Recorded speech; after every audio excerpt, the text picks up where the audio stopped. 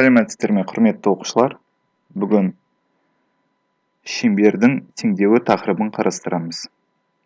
Параграф 26, 123 бет. Өткен сабақта екі нүктенің ара қашықтығы бойынша тақырыпты қарастырдық. Бүгінгі сабақтың мақсаты шеңбердің теңдеуіне байланысты болады. Сабақтың мақсаты шеңбердің теңдеуімен танысамыз және оны координаталық жазықтықта сызуды үйренеміз. Дәптерге ашып, мына теңдеуді жазып кетейік. Жақшаның ішінде x азайту x0-дің сыртында квадраты қосу y минус y0-дің жақшаның сыртында квадраты тең r квадрат. Осы теңдеу шеңбердің теңдеуі болып табылады. Теңдеудегі әрбір әріппен танысып кетейік. X пен Y. Олар айнымалы. Шеңбер бойындағы кез келген нүктенің координатасы болып табылады. X0, Y0. Шеңбер центрінің координатасы. Центрін A нүктесі деп алсақ, A, X0, Y0 ол шеңбер центрінің координатасы. Және соңғы әріп R. R дегеніміз шеңбердің радиусының ұзындығы.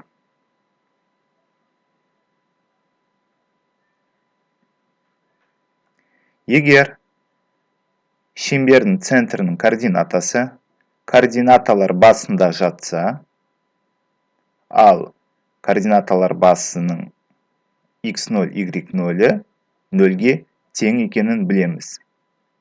Сонда теңдеу мына түрге айналады. X квадрат қосу y квадрат тең r квадрат.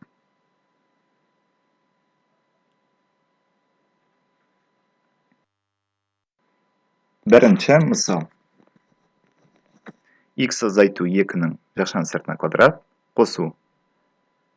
Жақшаның ішінде y қосу 3. Сыртында квадраты тең 25. Осы шеңбер теңдеуінен 3 нәрсені анықтайық. Шеңбер центрінің координатасын, радиусының ұзындығын, шеңберді координаталық жазықтыққа сызамыз.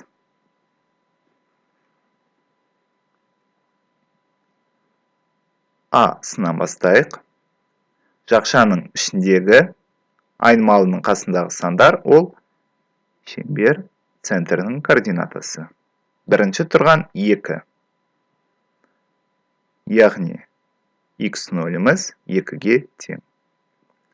Екінші жақшаның ішіндегі екінші қосылғыш 3. 3-тің алдында плюс болғандықтан, ал формулада бізде таңба минус. Сондықтан да бұл жерге минус 3 келді деген сөз. Сондықтан y0-іміз минус 3-ке тең болады. Шеңбер центрі А нүктесі деп есептейік. А нүктесінің координатасы 2-де минус 3. Радиусының ұзындығын есептейміз. 25-тің орында формулада r квадрат тұр. Сонда r-ді табу үшін біз осы 25-тің квадрат түбірін есептейміз. 25-тің квадрат түбірі 5-ге тең. Радиуста 5-ге тең болады. Шеңберді координаталық жазықтыққа сызамыз.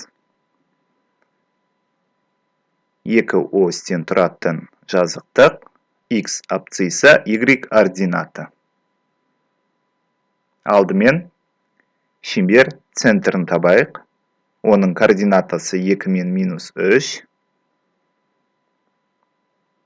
Ординатасы бойынша минус 3.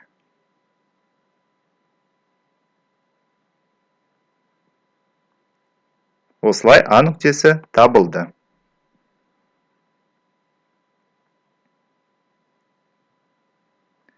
Радиусы 5-ке тең. Сол радиусты сызайық.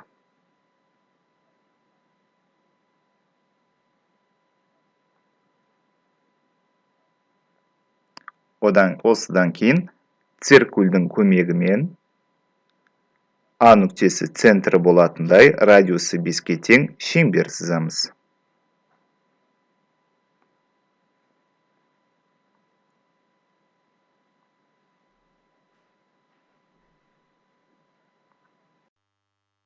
Жұмыс.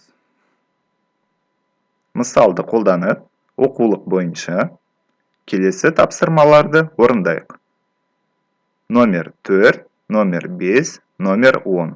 125 бет.